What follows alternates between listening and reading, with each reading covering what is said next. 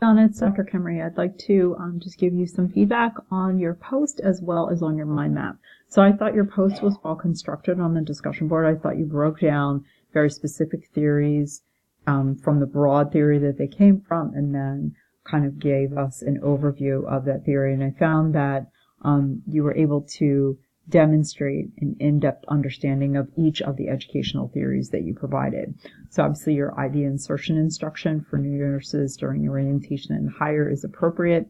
Yeah, you're correct. We do not usually teach that skill in pre-licensure nursing, as we're teaching other skills that are taking precedence, right, over IV insertion, such as sterile techniques and just even basic hand washing and bed making. And I know that sounds very, very fundamental to someone who's been in nursing for a while, but when they come into the door, it's often with very little, if no knowledge of how to even wash their hands properly or what a sterile field means. So there's a lot.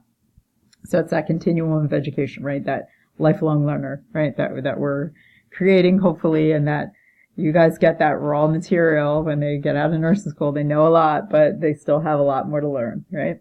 Okay, so novice to expert theory, who, of course, was Benner, who was the theorist.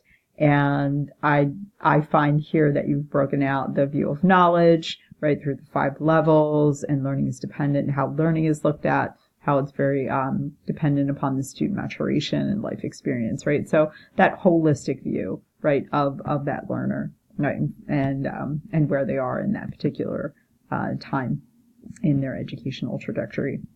The role of the student being self-aware of the current level of competency, the role of the educator determine the level of the learners, right, and reinforce prior knowledge, right, and breaking down into steps that the learner needs to focus on, right, and how the theory will inform this instruction in particular, utilizing checklist and understanding what level of learners you're working with, right, is key here. Knowing that in a lab situation where you're dealing with brand new nurses, that's going to be different from being in a lab situation where you're just doing competency checks, maybe an IV insertion, and you have nurses who are not novice, who are more on the expert level.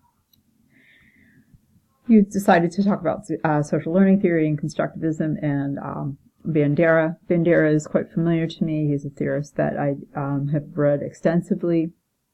And I find that your breakdown here of Bandera and his actual his theory of social learning is pretty well thought out. It's definitely based in promoting self-efficacy and the view of the self-efficacy of the student, right?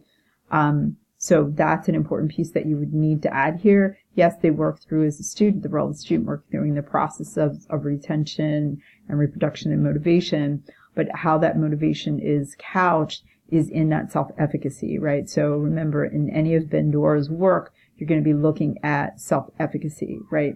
And the not only development, but maintenance of that self-efficacy and how learning environments can either support or detract from a individual's self-efficacy and whatever that learning environment is. And then we'll go over here to our behaviorism theory and that operant conditioning, which is Skinner. I'm not a big fan of Skinner with his kind of good and bad, his punishment and and positive feedback mechanisms, but to kind of forcing people to learn, especially in a lab environment. Yes, eventually there has to be a point where there is a checkout and checklists are used, but in the act of learning, right, in the view of learning, that it only occurs through positive and negative reinforcement of behavior. I myself believe that learning can evolve and can occur without that negative, right? Going for a grade or getting a red check mark if you're wrong. I think allowing students for a period of time in the formative stages that behaviorism is not a good thing. And of course, in summative, we all get a little behavioralist, right? And that operant conditioning, right? Getting a bad mark on a test or a bad clinical checkout grade, can encourage a student to do better in the future. But as they're learning, right, where it is formative, maybe that's not the place for that type of conditioning or that type of bad, put that in quotes, and good behavior, right? Situated learning is definitely constructivism, theory of constructivism. Your theorists are correct for this particular theory. Knowledge definitely is gained within that social context and building, right? So anytime I think of a theory that's a constructivist theory, it's building upon something else. So construction, right? I think about building a house or building Legos, constructing something. You need a base and something to build on, right?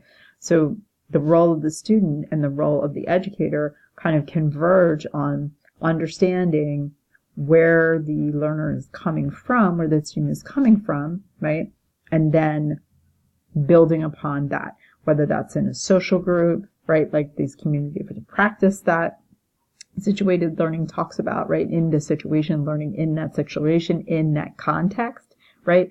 Or some of the other broader theories in constructivism, they all are about knowing where your learners are, building on their strengths, and supporting their weakness, just like you would when you're constructing a building or a Lego tower, right? So I found your mind map to be very well created. It's very clear. You give me very specific theories under the very broad theory, and because you're giving me specific theories, naming just one theorist for each of these theories, which is the theorist's theory, sub-theory of the broader theory, was really well done. So thank you, Donna. If you have any questions for me, please email me.